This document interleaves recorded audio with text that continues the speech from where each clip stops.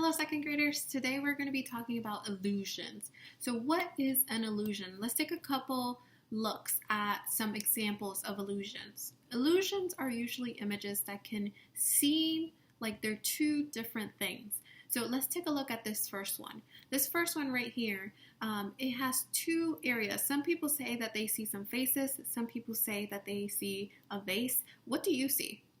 And where do you see that? If you see the faces, it's most likely because you're focusing on the black part of the image.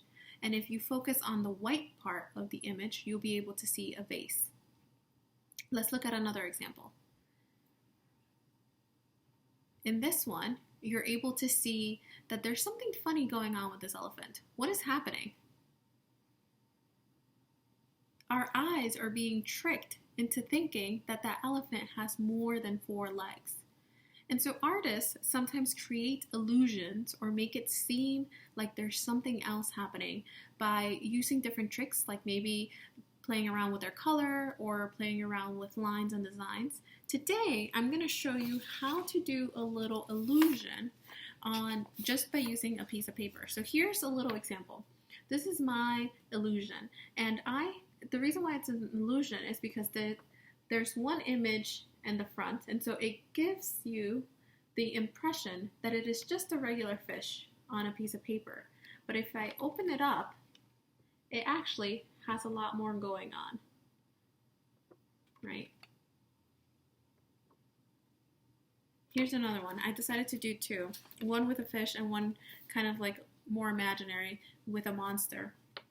So again, I have a very friendly looking monster here, and then when I open it up, is something completely different.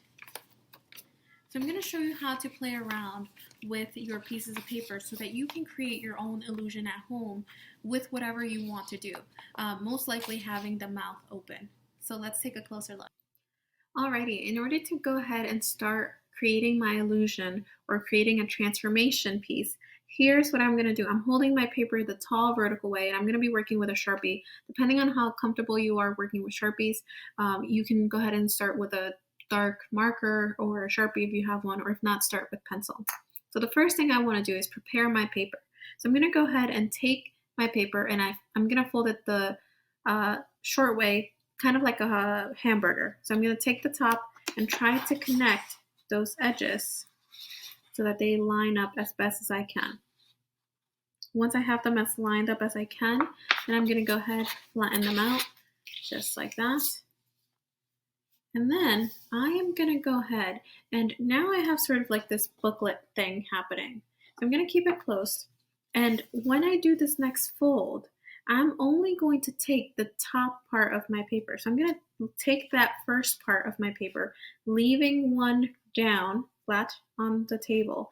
And I'm going to take this one and I'm going to fold it up halfway, leaving the other one flat and down on my piece of paper. I'm going to try my best to line it up with that edge at the top. So I'm trying my best to line up those edges. When I think I'm close, I'm going to go ahead and press it down just like that. So now I have a piece of paper that has a front image, and if I take this top part, I can open it up, and that's where my illusion is going to hide. So I'm going to go ahead and I'm going to keep it closed, and I like to start creating my artwork right on this line that divides it. I'm not sure if you can tell from the screen, but there's this little line or this little flap, and I'm going to keep it flat like this, and I'm going to start by creating a mouth because I like to make it seem like the mouth is opening. So I'm going to go ahead and I'm going to show you the little fish that I made. I'm going to start off with the lips, and I'm going to make them nice and big because I want my mouth to be fairly big. So I'm going to go like that. That's going to be one side.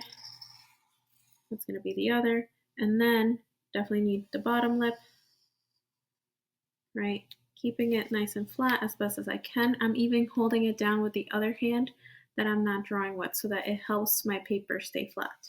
Then I'm going to go ahead and do the body of my fish, and I'm going to pretend, even though there's a division on my piece of paper, just going to pretend that it keeps going right off, and it might even go right off the page.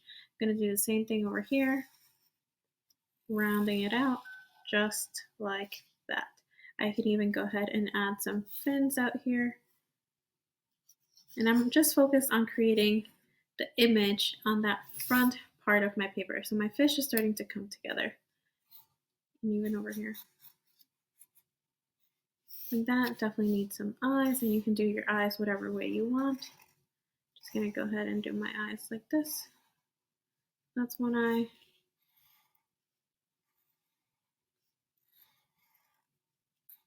And another eye, right? You can even give it some eyebrows up top.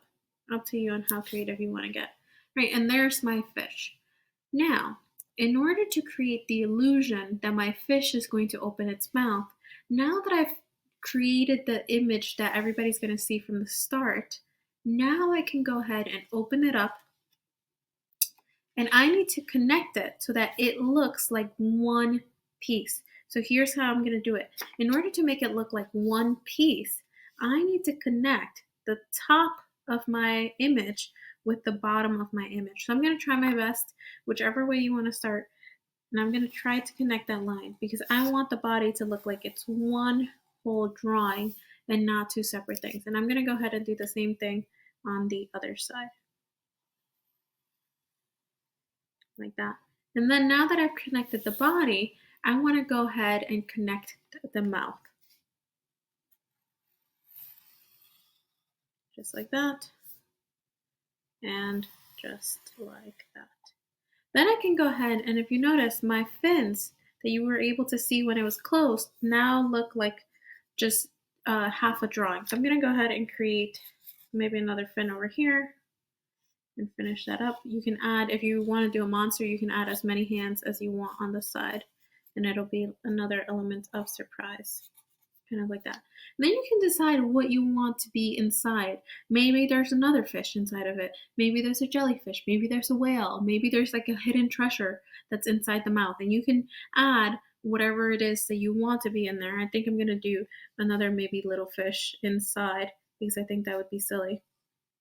So I'm going to make it kind of like this, maybe a different kind of fish. You can't even see the tail.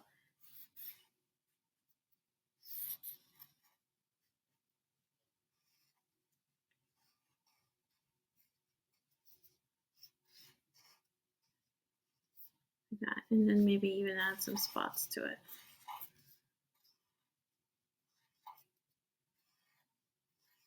And then of course, everything is going to come to life once I add my color. So you can go ahead and add some color. I like to keep everything inside of the mouth black and then add color to maybe the items that I have in there so that it really looks like it's a mouth, but totally up to you on what you decide to create. I hope you have fun and I look forward to seeing your pieces.